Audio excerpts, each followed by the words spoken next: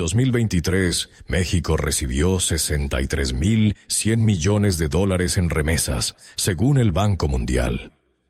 Esta cifra, enviada por migrantes, superó las exportaciones de petróleo, la columna vertebral histórica de la economía mexicana. El dinero que mantiene al país a flote no viene de sus pozos, sino del trabajo de su gente fuera de sus fronteras. Si naciste en México, esto no es una estadística, es el prólogo de tu realidad financiera. Demuestra que el valor se genera fuera del sistema, no dentro. El mapa de salida tradicional es brutal. En 2023, 2.6 millones de mexicanos emigraron a Estados Unidos. Esto confirma una verdad incómoda que ya conocías. El camino físico es el más costoso. Requiere cruzar fronteras, enfrentar sistemas migratorios hostiles y un alto costo personal. Es la estrategia de la generación anterior, basada en la fuerza laboral física. Pero el capital ya no es físico. El capital es digital, y las nuevas fronteras se cruzan con una conexión a Internet. El nuevo mapa se llama geoarbitraje. La lógica es una respuesta a la fragilidad de la clase media en Norteamérica. Ganar en moneda dura, gastar en moneda blanda. Un programador de San Francisco, ahogado por una hipoteca de 1.5 letros, o uno de Toronto, donde el costo de vida promedio supera los $5,000 canadienses mensuales, según NOMBO, pueden mudarse a Mérida. Ahí, con el mismo sueldo, no solo sobreviven, viven con una calidad de vida que se ha vuelto inalcanzable en sus países de origen. El costo se llama gentrificación. Según Sectur, 1.2 millones de nómadas digitales llegaron a México, y el efecto es inmediato. Las rentas en colonias céntricas de la Ciudad de México subieron un 30% entre 2022 y 2023. Esto afecta cada decisión financiera que tomas hoy, desde dónde vives hasta qué puedes pagar. El sistema no te esperará. El arbitraje global está redibujando tu ciudad, con o sin tu participación. La pregunta es si lo usas a tu favor. La estrategia no es huir de México, es jugar el mismo juego, pero a la inversa. El plan es concreto: aprender inglés a nivel profesional, adquirir una habilidad de alta demanda como programación y conseguir un trabajo remoto para una empresa extranjera. Compañías como Whistline o Bedu ya operan bajo este modelo en México, pagando salarios dolarizados. Dejas de ser un empleado local para convertirte en un competidor global que reside en su propio país, maximizando cada peso ganado. El mapa de salida no termina en México. Es un fenómeno global. Portugal ofrece su régimen NHKR, un impuesto plano del 20%. Tailandia tiene su visa LTRS, que permite vivir en Chiang Mai, con un costo de vida de $300 al mes. Y Georgia, el más agresivo, ofrece un impuesto del 1% para trabajadores del sector tecnológico. Los países ya no compiten por territorio, compiten por ciudadanos productivos. La lealtad ya no es geográfica, es fiscal y estratégica. La última capa de la soberanía personal es legal, la doble ciudadanía.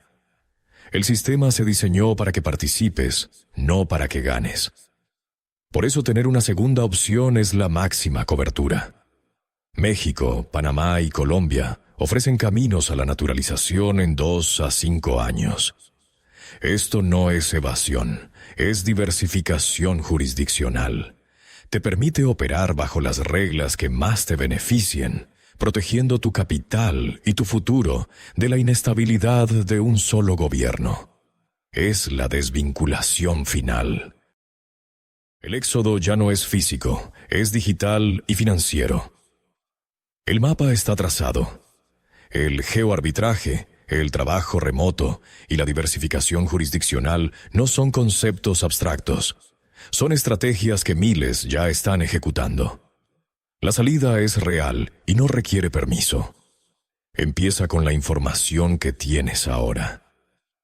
El verdadero reto no es escapar del sistema, sino construir el tuyo.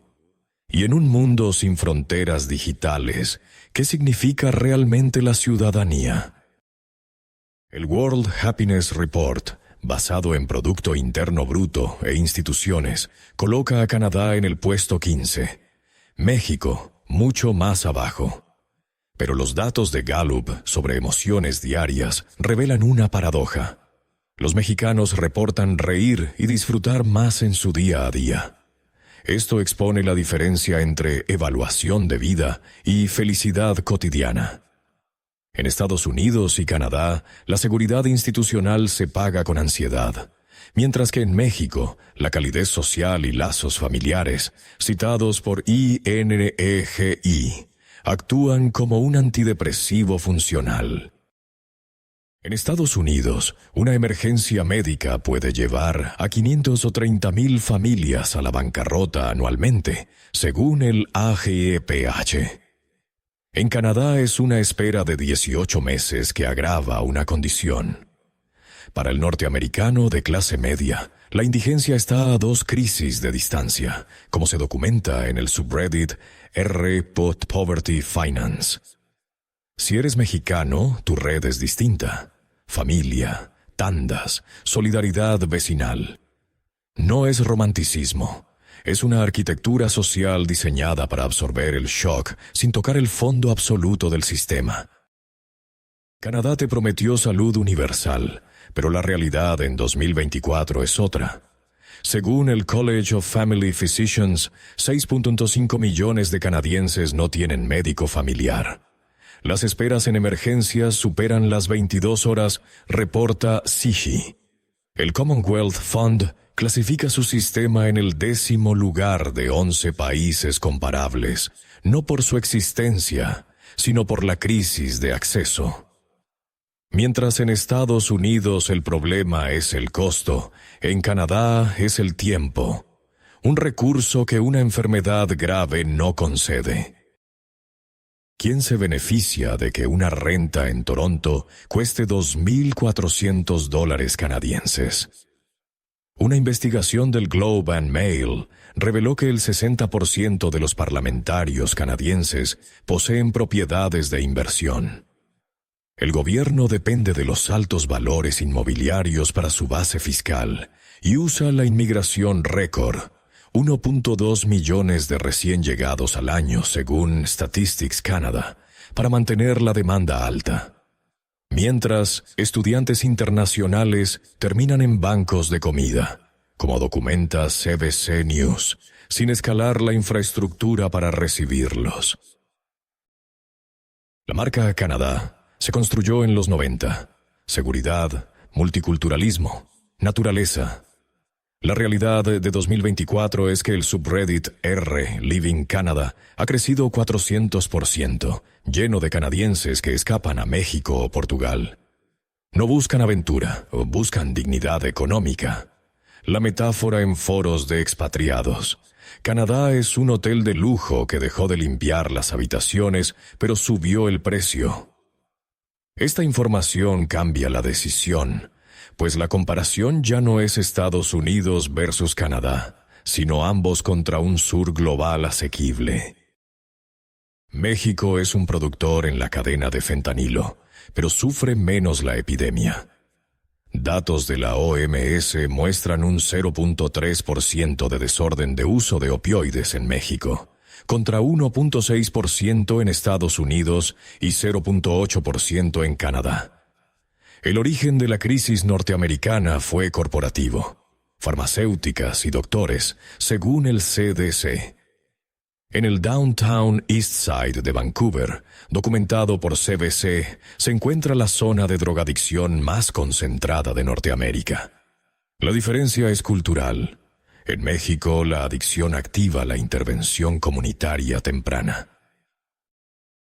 No todo es negativo en el norte. El mercado laboral de Estados Unidos tiene la mayor profundidad y salarios nominales, una meritocracia que funciona para inmigrantes con habilidades específicas. Pero en México el Tratado de Libre Comercio estancó los salarios reales, provocando una fuga de cerebros constante hacia ese mismo sistema. El nuevo mapa de salida para mexicanos ya no es cruzar la frontera, sino conseguir un trabajo remoto en Estados Unidos y quedarse en casa, invirtiendo el juego económico global. La libertad es contextual. Estados Unidos te ofrece libertad profesional con precariedad financiera, documentada por NAMI en sus estudios de salud mental. Canadá ofrece seguridad institucional a costa de una ansiedad económica creciente. México ofrece libertad social y comunitaria con menor protección institucional. La pregunta final es, ¿qué significa la libertad cuando estás a una crisis de perderlo todo? Y más importante, ¿está el nuevo mapa de salida redibujando no solo la geografía, sino el propósito mismo de la vida?